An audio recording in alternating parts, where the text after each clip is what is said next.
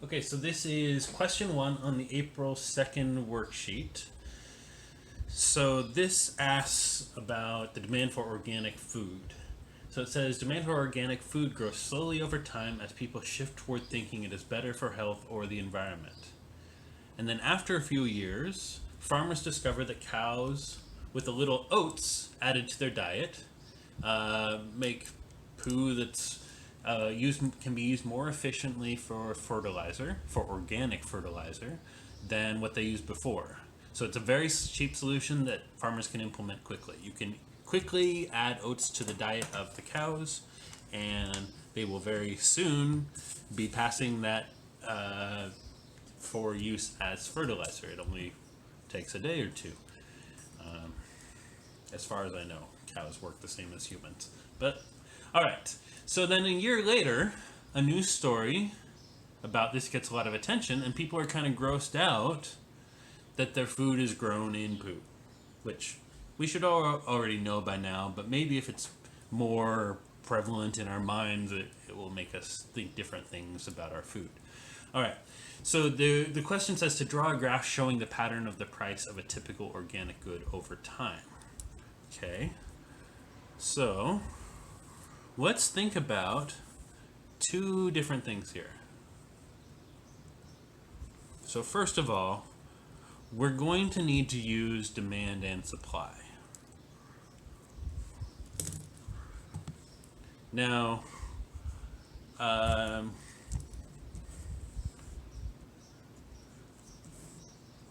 the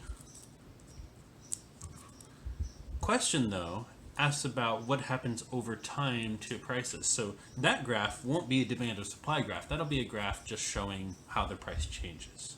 Okay, so if demand for organic food grows slowly over time, as people shift toward thinking it is better for the health of or for the environment, that means demand is moving up slowly.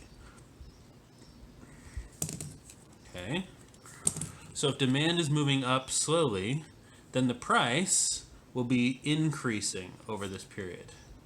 So the price will be rising. So this is the price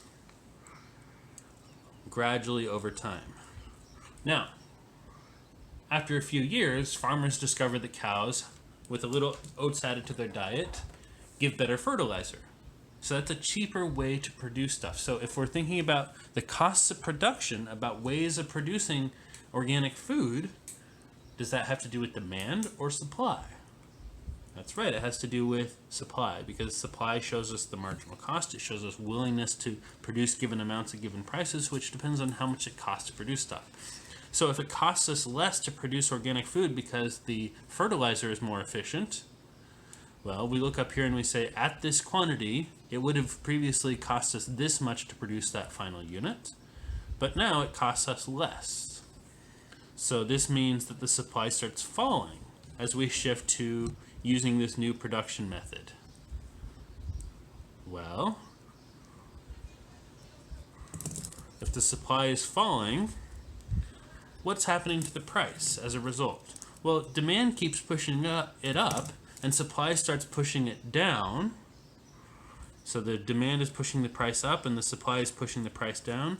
So whether it goes up or down isn't really that clear, but we know that it won't be growing as much as it was before, because in addition to people wanting organic food more, people are producing it more cheaply.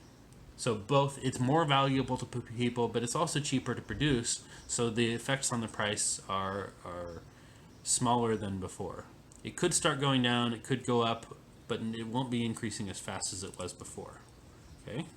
So now, then what happens?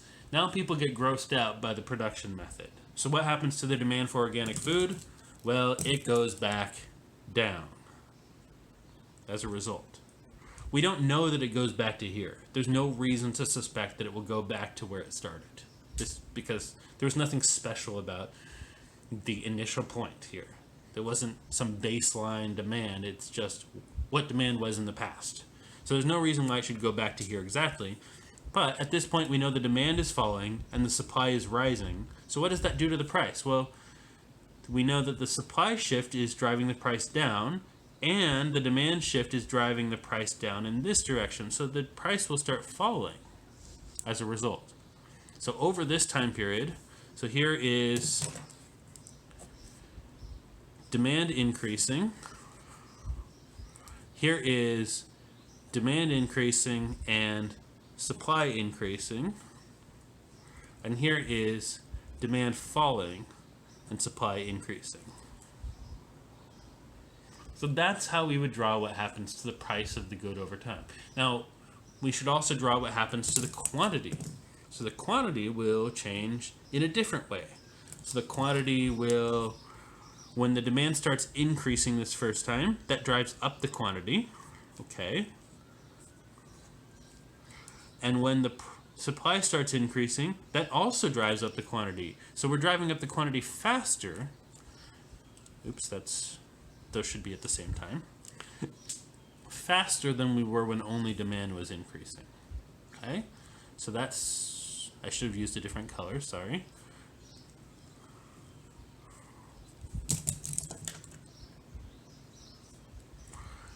Alright, that's supposed to be a straight line. I just ran out of space, so I'm going to draw it really thick so that you don't notice. There. Ignore this part over here. This part is all we're interested in. But it's faster than how it was growing over here. So I'll draw this part thicker again to account for my mistake. Okay, so slower quantity growth, faster quantity growth. And then, at this point, what happens? Well, at this point, the demand starts falling, but the supply is still increasing because we're still shifting into higher production by shifting into adding this new fertilizer. Now, it could be that we've already transitioned into that and the supply stops increasing. If that were the case, we'd answer this slightly differently, but I'll do it for the case where supply is still increasing. So if supply is still increasing and demand starts falling, then that means this is driving up the quantity and this piece is driving down the quantity. So the net effect may be positive, it may be negative, it may be, if we have some weird coincidence, it could be zero, but generally it's not going to be zero. So it could be this, it could be this, or anything in between. But it's going to be a smaller increase if it is an increase, and it could even be a decrease. It depends on which of these shifts is larger. Okay? Now, if this had already finished, if the supply increase had already finished, then we know that this decrease in demand is all of the effect, which means that the quantity will be falling over this time period, definitely, like that.